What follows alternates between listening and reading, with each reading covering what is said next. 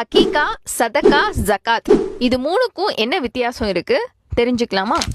அஸ்ஸலாமு அலைக்கும் வரஹ்மத்துல்லாஹி வபரகாத்துஹு. முதல்ல அகீகா அப்படின்னா குழந்தை பிறந்து அதனுடைய 7வது நாள்ல அல்லாஹ்விற்காக வேண்டி அறுத்து குர்பானி கொடுக்கறதுக்கு தான் அகீகா அப்படின்னு சொல்லப்படுது. வசதி வாய்ப்பு இருக்கிறவங்க இந்த சுன்னத்தை நிறைவேற்றலாம், ஆனா இது கட்டாய கடமை கிடையாது.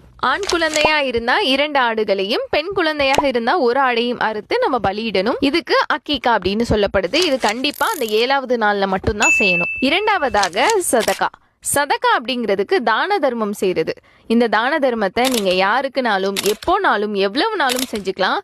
இதுக்கு வரம்பு அப்படின்றது ஒண்ணு கிடையாது. ஜகாத். ஜகாத் அப்படிங்கிறது நம்ம வச்சிருக்கிற செல்வங்களை தூய்மைப்படுத்தக்கூடிய ஒரு விஷயம். குறிப்பிட்ட அளவுக்கு நகையோ வீடோ பணமோ சொத்துகளோ இருந்துச்சுன்னா குறிப்பிட்ட அளவுக்கு நீங்க ஜகாத் கொடுக்கணும் அப்படிங்கிறது கடமை. இது கட்டாய கடமை கிடையாது, வசதி வாய்ப்பு உள்ளவங்களுக்கு மட்டும்.